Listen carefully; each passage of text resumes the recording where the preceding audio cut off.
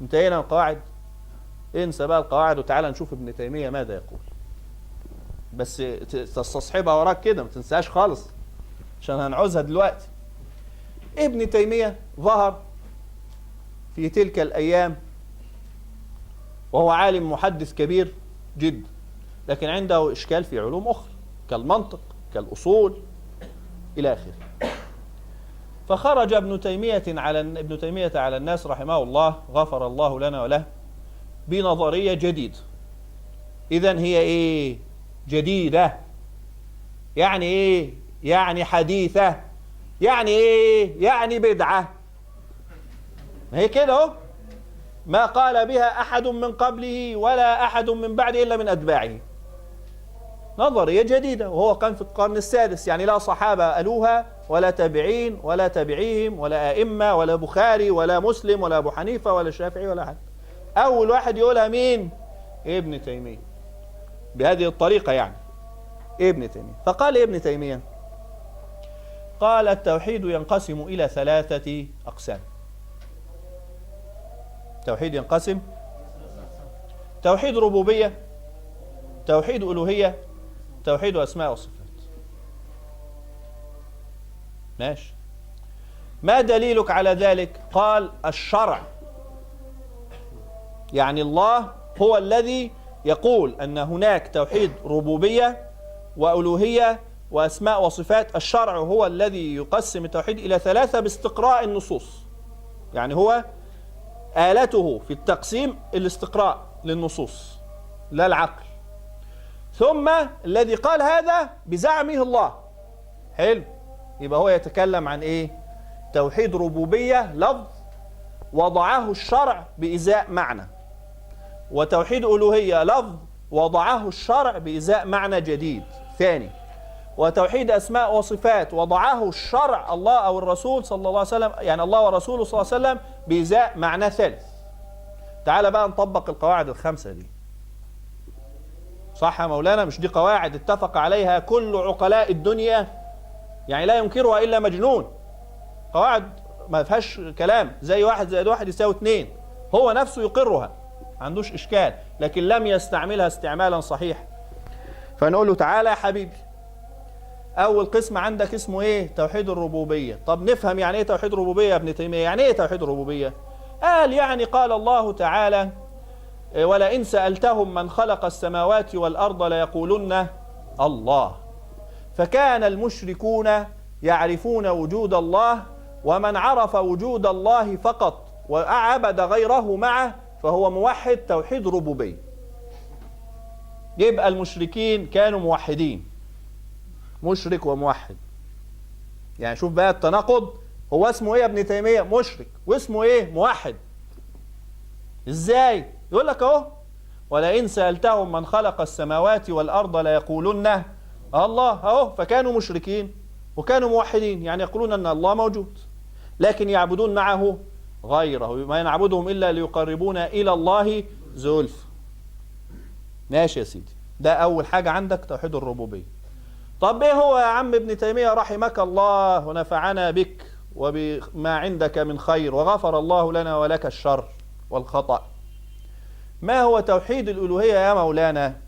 قال لك توحيد الألوهية يا شيخ دولة بك أن الإنسان بقى بعد أن يؤمن أن الله موجود لا يعبد معه أحدا. حلو، يبقى كل المشركين كانوا موحدين توحيد ايه؟ ربوبية، وكانوا مشركين في توحيد الايه؟ الالوهية. حلو ماشي، ادي لغايه. طيب دول يعني لهم وجه، الاثنين دول لهما وجه اللي هو شبهة الايات دي، وده هنعرف انه غلط تماما 100%، لكن ممكن الجاهل يفهم هذا. ولئن سألتهم من خلق السماوات والأرض ليقولون الله، وآيات كثيرة في هذا المعنى، فيفهم هذا لهما وجه. جبت منين أسماء وصفات دي بقى؟ ملهاش دليل. ايه التوحيد في الأسماء والصفات؟ يقول لك أن تؤمن أنه فوق العرش، تؤمن أن له يد حقيقية، أن تؤمن أن استواء أو استواء حقيقي. ده بقى دي جبتها منين ان ده توحيد؟ ملهاش دليل. ما علاقة هذه الصفات بالتوحيد؟ مفيش. لكن هو عايز يكفر الصوفية بتوحيد الربوبية والألوهية، وعايز يكفر الأشاعرة بتوحيد الأسماء والصفات. فيفضل مين؟ هو واللي حواليه. ادي القصة، هي التقسيم للتكفير. طيب خلاص كده يا ابن تيمية، هو ده كل يعني خلاصة مذهبك؟ يقول لك ايوه، هو ده يعني اي وهابي، هو ده خلاصة القصة. الدليل عليها القرآن، ولئن سألتهم من خلق السماوات والأرض إلى آخره. تعال بقى يا مولانا نطبق هذا الكلام على القواعد. لكي يكون توحيد الربوبية كلمة وضعها الشرع بإزاء معنى حقيقي، لابد أن يستعملها الشرع، كقول الله تعالى وأقيموا الصلاة وآتوا الزكاة، وكقوله تعالى ولله على الناس حج البيت. يبقى فيه صلاة، فيه زكاة لها معاني، وفيه حج له معنى كده. يا أيها الذين آمنوا إذا قمتم إلى الصلاة كذا وكذا وكذا، ذكر المعنى. وفي السنة عرفنا اللفظ الذي بإزائه الطهارة، سماها رسول الله هذه الأركان إيه؟ طهارة. فاغتسلوا فتيمموا، شوف يبقى هو وضع مع لفظ التيمم ومعنى التيمم، الطهارة ومعنى الطهارة، الغسل ومعنى الغسل، الصلاة ومعناها الخاص بها.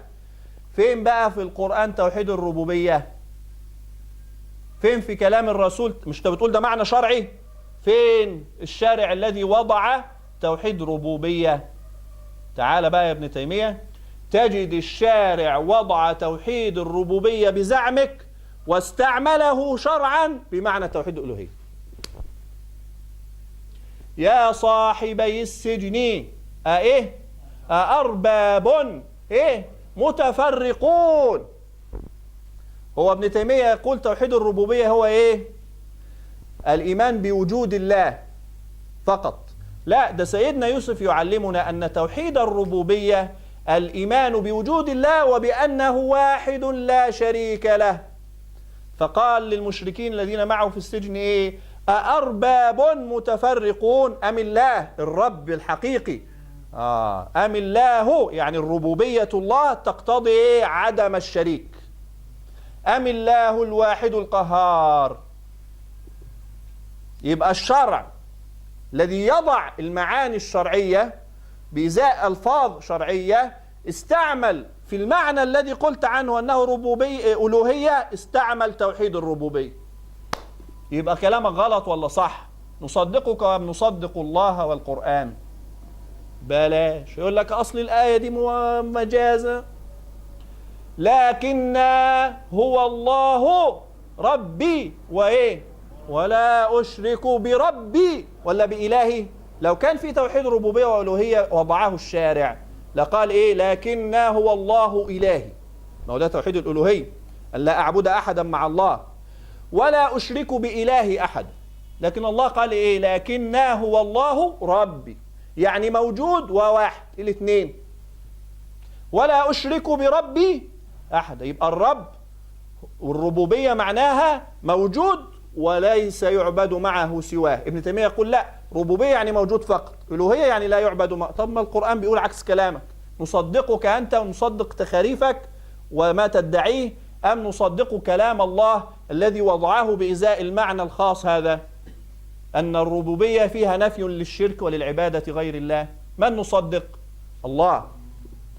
بلاش، خذ الأوضح. وإذ أخذ ربك من بني آدم ذريتهم وأشهدهم على أنفسهم، قال لهم لست بإلهكم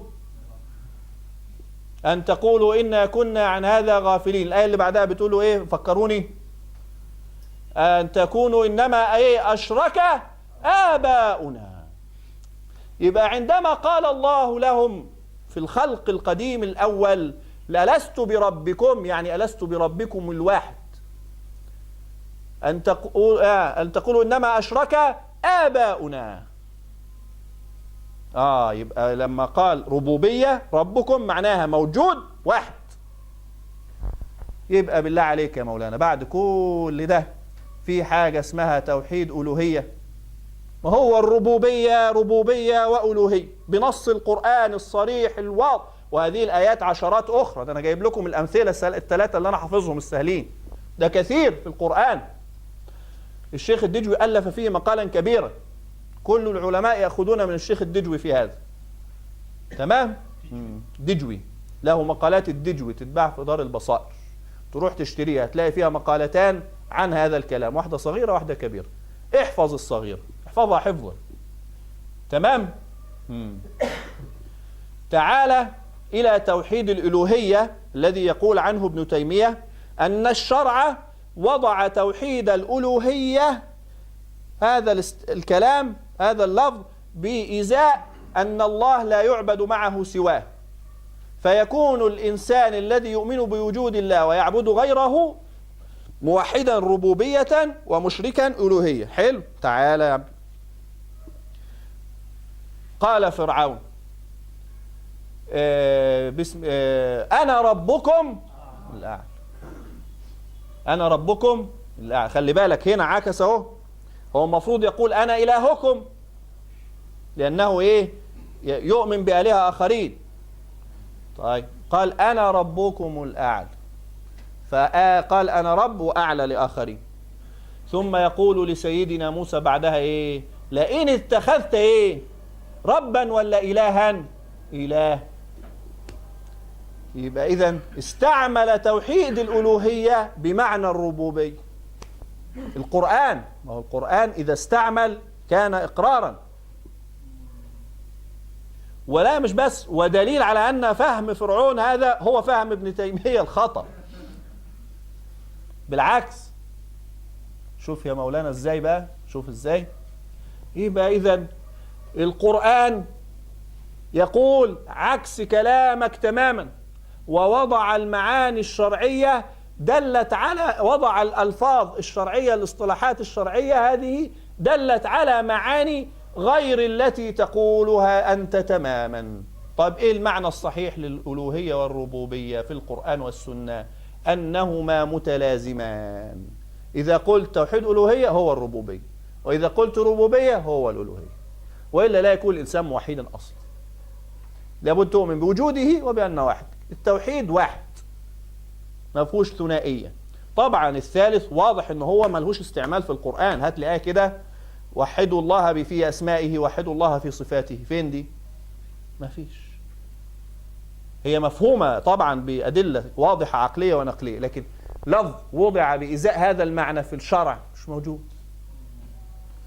طيب نسأله ماذا تقصد بتوحيد الأسماء والصفات؟ نحن نفهم توحيد الله في صفاته أن له في كل صفة صفة، يعني قادر بقدرة واحدة،